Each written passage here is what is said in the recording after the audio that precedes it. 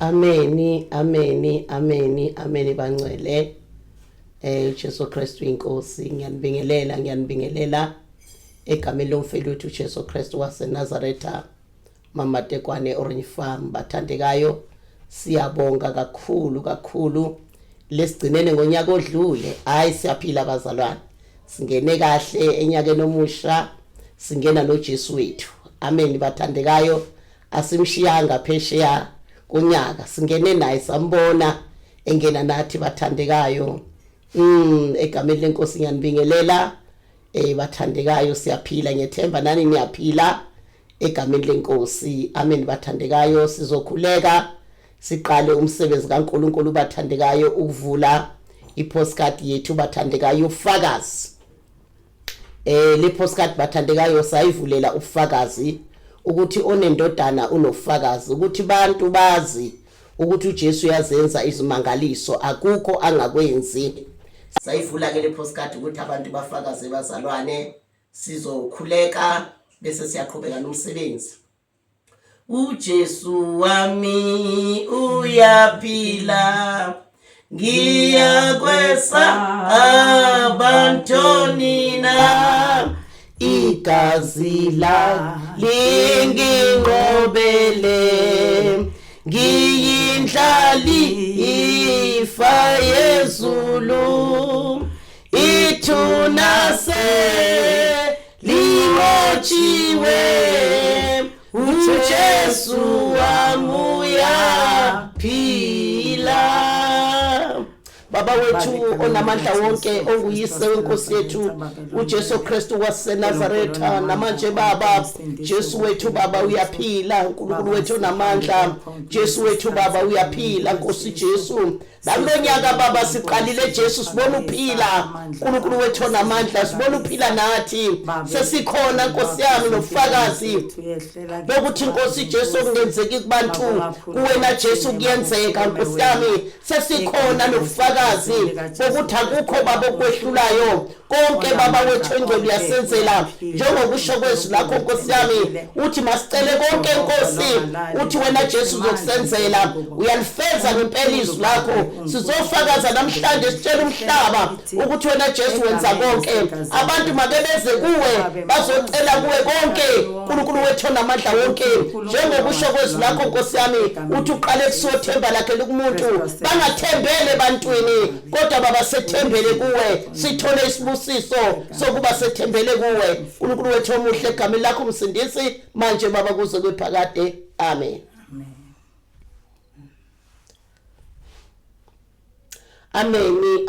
Ameni bangcwele, ameni bathandekayo, ngiyanibingelela futhi egameni lomfelo wethu Jesu Kristu waseNazaretha. Sesikhona ke bathandekayo, noma sesithathe isikhathi ukuthi ningasiboni ububhizi nje ingane zenkosi, besibhizi lesibhizi kodwa ke hayi manje sesikhona. Semukeleni ke ngothando bazalwane, nathi siza kini futhi ngothando. Ameni, haleluya. Lana bathandekayo size nofakazi okhulu kakhulu bokuthi ongenzeki kubantu kuJesu kuyenzeka. Ikhona inyanga enkulu enguJesu, abantu bagijima baye enyangeni bayofuna ama promotion emsebenzini, bayofunela namabhizinisi abo, kanti ikhona inyanga enkulu egama layo linguJesu. Nginomama la bazalwane, umama uMrs Billy bazalwane, unofakazi obukhulu bathandekayo ukuthi abantu bazi ukuthi ongenzeki kubantu kuye kuyenzeka uJesu. uJesu yazenza izimangaliso bathandekayo. Ngeke ngikhulume kade, ingane zenkosi ngizonikela kuye anifakazele anitshele ngoJesu egameni lenkosi yethu Jesu Kristu waseNazaretha. Amen. Amen. Ngiyanibingelela bangcwele egameni lenkosi yami Jesu Kristu. Amen. Lo wasifela eCalvary lachitheka igazi lakhe. Amen. Wavuka ngelanga lesithathu. Amen. Amen. Lo mephambi kwenu nguye Makebhila, losindisiwe lomthanza kuNkulunkulu kakhulu. Amen. Bangcwele ngilethe ubufakazi ekhambeni kwami naNkulunkulu wami, wangipha libhizinisi uNkulunkulu ngisasindisiwe. Amen. Nganginomhlabelelo lothi Nkosi, uma ungibona ngizulanzula ngincande ngehlupheko ngiyokubonga lapha. Amen.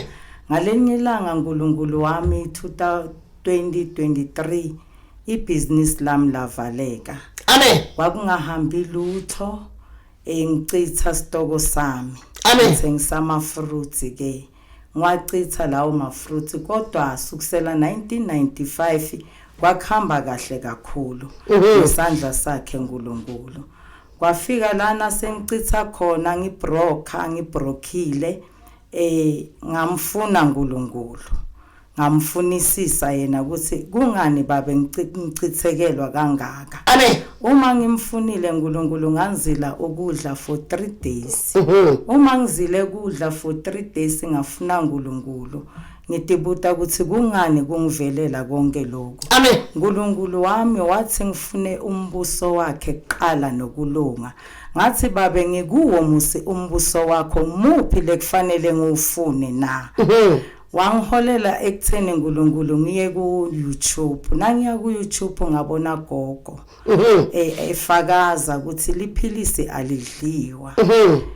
Uma ngibone gogo afakaza ukuthi liphilisi alidliwa ngeva livi lekuthi fanele ufunele fanele uye ugogo bani uchaze khona lo gogo lo isangoma.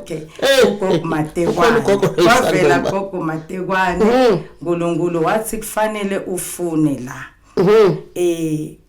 Ngikuwo umbuso kaNkulunkulu ngisindisiwe olalong. Mara uNkulunkulu ungiholela ekutheni ukuthi ngiye ematsheni evangeli ngoba wakhuluma ukuthi gogo Matekwane ukhonza ematshe evangeli. Wathi uNkulunkulu kufanele ngiye khona. Angikwadi leyo ndzawo ukuthi kufanele ngihambe njani. Ngafonela lo myesisi wami wathi yena utongipheleketela ukuthi ngiye khona.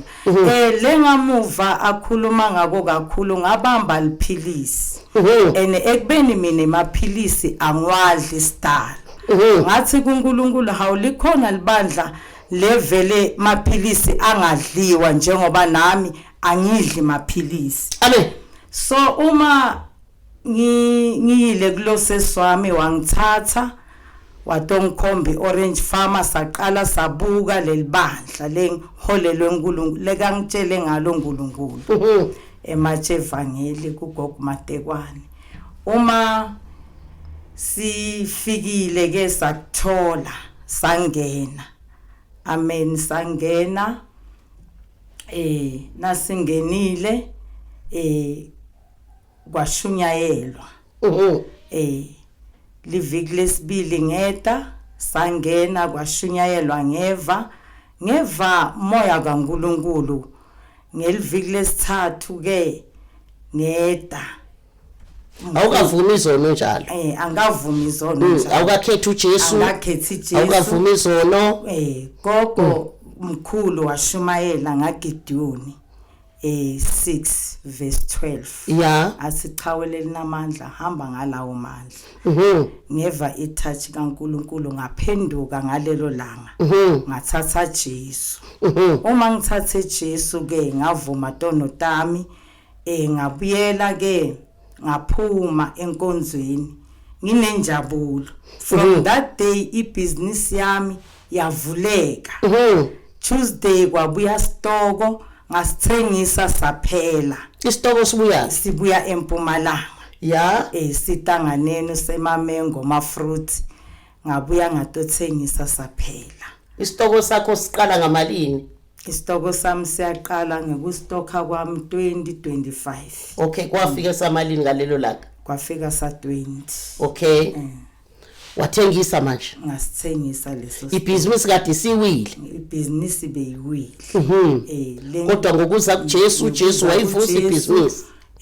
Kukhulunywa ngekuthi kufanele sifune ubungcwele. Yes. Kukhulunywa ngekuthi bengine madrets enhloko yami kufanele madrets akafuneki. Yeah. Kufanele ngikhiphe madrets, kufanele ngiphile ngebungcwele.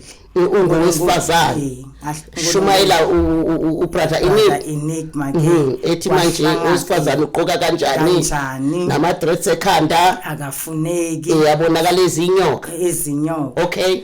Ngamthatha ke Jesu ke ngeta eOrange Farmer ngathola ukuthi kuphilwa ngebungcwele.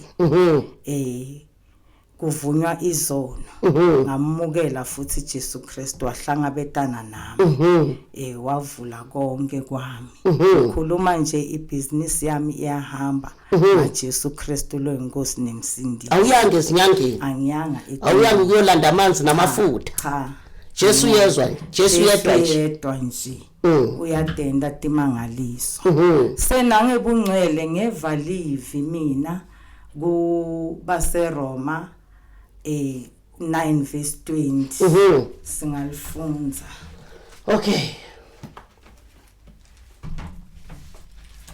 Roma 9:20 nangu Roma 9:20 verse 20 baseRoma 9:20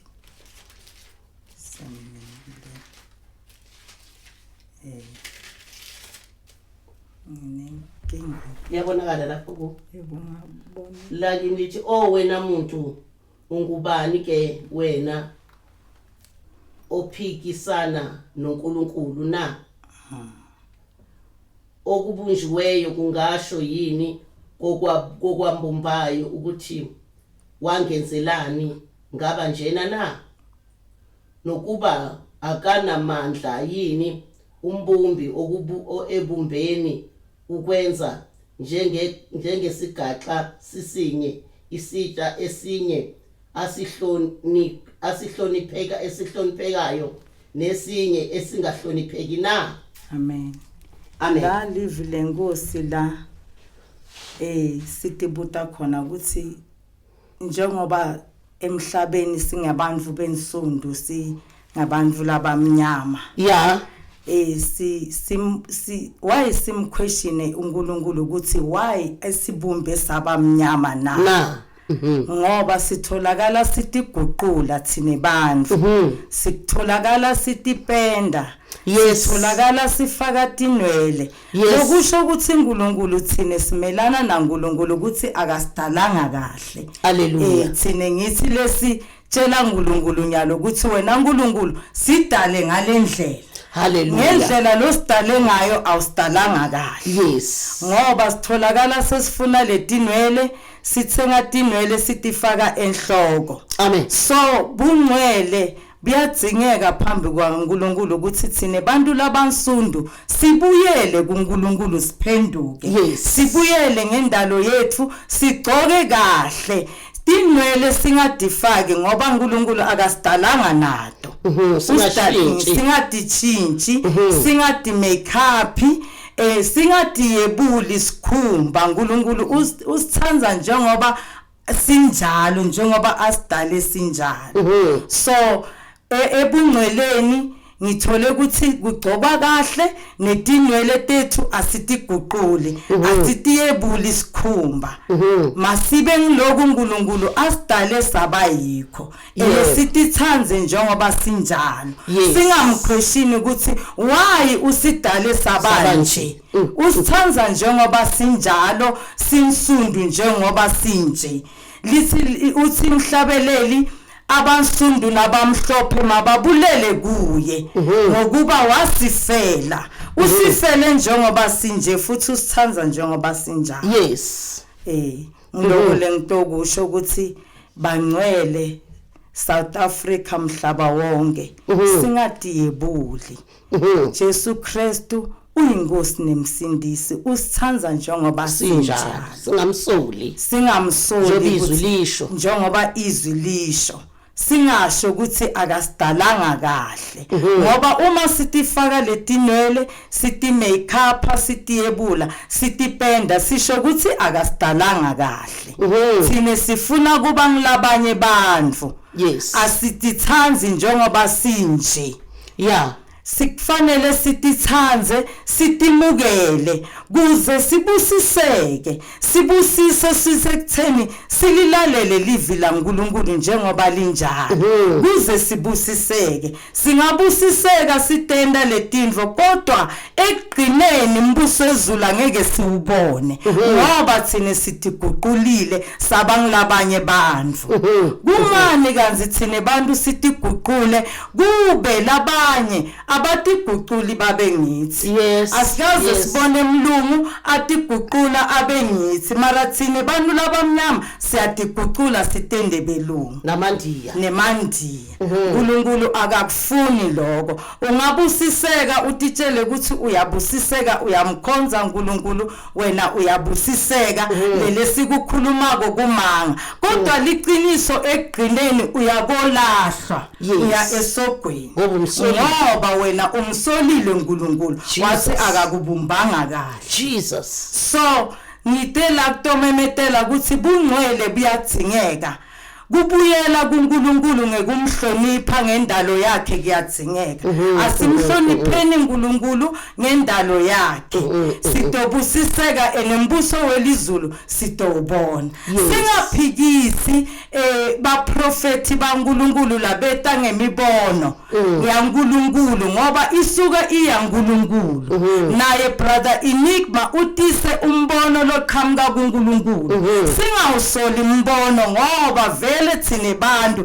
sitiguqulile emhlabeni awusisiguqulile Nkosi yami sitiguqulile samelana naNkulunkulu asibiyeleni kuNkulunkulu ene singamelani nelivi laNkulunkulu ngembono wagogo Matekwane ngemaphilisi ngempela liphilisi alidliwe ngimi lo angizange ngilidle liphilisi sidalo ngiyaphila nanamuhla ngazange ngidle liphilisi nomlayeto ukuthi liphilisi alidliwa kuliqiniso uNkulunkulu ufuna sithembe amandla akhe uNkulunkulu ufuna sathi yena sathi ukuthi egameni lika Jesu Kristu waseNazaretha tonke tifo tiyaguqa asikho sifo lesingaguqi egameni lika Jesu nethi kufanele thine bantu siphenduke sisindiswe sivume tono asikho sifo lesihlula uNkulunkulu noma ngabe sifo sinjani lithi livule Nkosi baze Korinike masibalalele baprofeti kuze siphumelele so kufanele sibalalele baprofeti sihlolo omoya ukuthi bangaba kaNkulunkulu noma bangabakabani ngoba miningi imimoya emhlabeni enesesiphila etinsukwini tegcina lapho siphikisana khona akufanelanga siphikisane kufanele silalele uNkulunkulu ukuthi uthini ngetimpilo tethu kuze siphumelele ngoba sesiphila etinsukwini tegcina lasho khona uNkulunkulu ukuthi kwabaningi litophola lithando eneseliqalile lipholile bazalwaneni lithando siyaphikisana sodwa Nkosi yami kodwa akufanelanga siphikisane inzandvo yaNkulunkulu mayendeke timpilweni tethu simhloniphe uNkulunkulu sende inzandvo yethu lilonke bungcwele buyafuneka yithi bazalwane sonke lesisindisiwe asiphileni bungcwele singaphikisani naNkulunkulu endalo yakhe ngemvelo yakhe ngoba lokho njengoba nje uNkulunkulu edale izinkomo nezimbongolo namahashi nezimvu nembuzi nezinja nezinkukhu kuludumo kuNkulunkulu amen kuludumo kuNkulunkulu uNkulunkulu mayeyibheka lezi zinto ayidalile ngamakhala angafani uyasibona ubukhulu bakhe manje thina abantu endlemnyama sesifikelwe idimoni lokuthi siyibone ukuthi asibahle masi indlu emnyama siyibone ukuthi masina lezi inwele eziqinile asibahle kanti manje mase sishintsha inwele zethu sesishintsha nemvelo yethu sesiyamsola uNkulunkulu isono sokuqala nje emzalwane noma ungakholwa kanjani oyosifica umsolile uNkulunkulu ngonwele lakho sono sokuqala oyosifica sokuvalela izulu umsolile uNkulunkulu ngobuso bakho bazalwane manje ngesiyikho singakusoli ngempela ke kodwa lokuyisola nangeinwele zethu nangobuso bethu lokuyisola kubulele thina amen uyazi ukuthi kubulele thina abantu abamnyama namhlanje abanamabhizinisi athathwa amandiya ngoba kwathi masishintsha nje unwele umzibulo bethu bonke bathathwa amandiya umzibulo bethu bonke bathathwa amandiya ngoba esadayisa ngomzibulo bethu sabona ukuthi nina ningcono nini kunathi umuntu nje make wazibona ukuthi ungcono kunawe usumnika uzibulo bakho ngoba uNkulunkulu kuphile umuntu umphile uzibulo bakhe uNkulunkulu wamlethela ukuthi wena ufike emhlabeni uphile ngalokho emalokishini la ngabe kubusa amabhizinisi ethu akubusa amabhizinisi ethu busa amabhizinisi amandiya siyazibuza ukuthi ngani sicela usizo ko my friend sicela usizo indaba yasuke laphi namhlanje ngiyaprofita omkhulu wase South Africa ngiyanitshela indaba yasukela ukuba bomama nishintshe unwele nishintshe ubuso benu nibugcoba udaka ubuso nemlomo inenzipho kwasukela lapho nje njoba amabhizinisi abantu abamnyama efokola kangaka nje yaso masingake sibuyele nje siyokhuleka kuNkulunkulu sithi uNkulunkulu sicela intethelelo sonile baba sicela intethelelo siyeke inwele zethu ezimnyama eqinile ngoba uNkulunkulu kusho ukuthi ngalezi inwele wayesipha amandla ukuthi thina ndle emnyama siqinile uyazwa ngoba phela akekho umuntu oqine njengomuntu omnyama nabo laba asebethatha ifo lethu bathembe thina amandla asetshenzelwa yithi abelungu basetshenzelwa yithi uNkulunkulu wafaka unwele oluqinile ukuthi nina niyoqina izizwe zonke ziyocela usizo kini ngoba umlungu angeke aphile ngenawo umuntu omnyama nendiya angeke liphile ngenawo umuntu omnyama kodwa namhlanje kwabonakala thina sesishintsha baphuma kuzibulo bethu namhlanje asinalutho siyabonga mama wethu uzosinika imfihlakalo yasezulwini ukuthi ngempela umama mayiphila lemhlabeni akakaphila ubungcwele ugqoka kwakhe kube ubungcwele athwale ekhanda njengoba izwi lenkosi lisho kulonyaka ake sishintshe singathi ngempela sifuna uNkulunkulu ongaphakathi ohlala ngaphakathi ungajabulela kanjani wena ukuthi lendle engihleli kuyibenhle ngaphakathi kodwa abantu ngaphandle bayibona iyifuku uthawuna ndaba nebala umshayeli namafastela wawashi nana wenzi ngoba wena ngaphakathi uyaklina ekhaya lakho mawuklina uklina ngaphandle nangaphakathi nale endluke eumzimba fanele lo Jesu simthathile ehlala kithi abonakale nangobungcwele ngaphakathi singahambi siveza amabele ngaphandle singahambi siveza yonke into ngaphandle semboze masingabe sifazane sihlonipheke hey muhle umuntu wesifazane ethwele ekhanda hayi unesithunzi egqoke kahle irokwe lakhe ethwele ekhanda unesithunzi impela ke ilokho bathandekayo esifika nako unyaka nje uqala ake sibuyiseni uzibulo bethu bulande mama bulande susa lento esekhanda susa lemsila amahashe esekhanda susa impela nje ulanda uzibulo bakho udaka lelo ligcwele amakhabetho oyinimba ngale ebusweni ake liye dustbin namhlanje uthi ngibuyele emvelweni uthi ngibuyele okuzalweni kwami ngazalwa mina nje ubuhle ngeke busizele uthe ehluphekile nibahle impela abantu abami nibahle nibomvu ntetsephu kodwa hayi inhlupheko abanye bayasebenza bayahola imiholo abayiboni idlwa amadimoni abanye bayagrosa njengoba kuyagrosa namhlanje nje kuzogcwala ukudla emakhabetheni kodwa kothi kushaya i15 akusekho lutho akusekho ngishushuka netswayi yini yenza lokho imoya idonswa yilokhu uyishintsha kwakho umsolile uNkulunkulu ilokho ke bazasiyabonga mama wami nokuzosikhumbuza ngamabhizinisi ukuthi ibhizinisi maseyiwili ibhizinisi yakho njobe zofakaza nje ufakazela nombani ukuthi wena owele ibhizinisi oza kuJesu musukuye enyangeni musuku yakongcwabi yahlehla kokhehlelezi kobani komabalengwe musukuya nje labo nabo abanalutho nabo noma benakho lokho abanakho bazofa bekushiya abanalutho uJesu khona inyanga enkulu kuJesu ogama lalo nguJesu uthi cela kimi konke uthi ngizonenzela nangu mama esewile ngasazi ukuthi uzokwenza njani kodwa wafana wakhetha uJesu wavuma izono zakhe wayihlanza wayihlambulula wakhipha amadreads ekhanda wabuyela onweleni lakhe hawu akasachazanga ukuthi wathintwa umzala wakhe wamupha phiphi ubani umzala usisi wakhe wamupha PPP isitoko se20,000 wamupha wathi thatha mntakama kuthe emphile babemnika isitoko kodwa mabemnikile sifike sibole babemnika amango ayabola bamnika ama-avocado ayabola yonke into iyabola ibolisa umama wesula ofaka amadreads ekhanda ibolisa umama wesula ofaka inwele zamahashe ekhanda ibolisa umama wesula ofaka amabhulukwe njengendoda wafanele watshintsha waba umama ohloniphekile wathatha indoda yamadoda enguJesu hayi akadayisi ifruit shop yakhe igcwele ithepha akuboli ngisho kodwa ngoba wathatha indodana kaNkulunkulu ephezulu konke sikhuthaza abamashop ke sikhuthaza abamabhizinisi kuthi msuyibona ishop yakho ifokola ugijima uye enyangeni woza kuJesu wena ukhiphe lezi zinto lezi ezisola uJesu ngoba uzokubusisa kanjani umuntu umsola uzokupha kanjani uyathandaza uyafasta kodwa awucabanga ukuthi lo muntu lo ngiyamsola ngicela kanjani kumuntu ngimsola.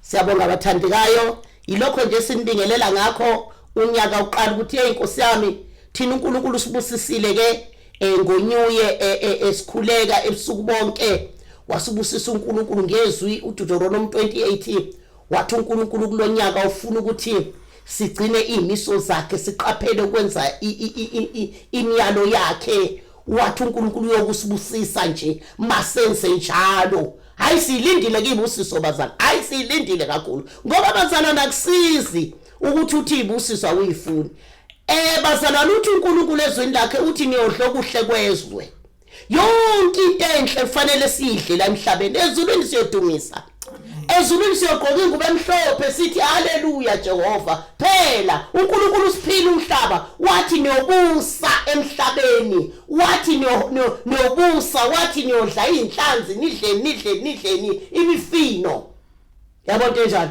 manje nje kulonyaka silinde okukhulu bazalwane okuvela ezulwini asisafuni manje bazalwane ukuthenga amakabishi ajoviwe asathanda ukuthenga amakhabishi ajoviwe asathanda ukuthenga amatamatisi namazambane ajoviwe silindele manje amaplaza ukuzilimela manje asathanda ukuthenga inkomo ejoviwe silindele manje esizidla singajovwanga sidla imvelo sidla ukuphila kuthi noma ngabe uyayithandazela lo nkomo uyayihlaba ayinanjitsheni iyaphila yilokho bazalwane siyabonga kakhulu Inkosi inibusise iphinde inibusise nawe mama wami qhubeke njalo ibhizinisi yakho ungalibali ukuthi le bhizinisi ivuswe kuJesu amen siyabonga ke amen amen.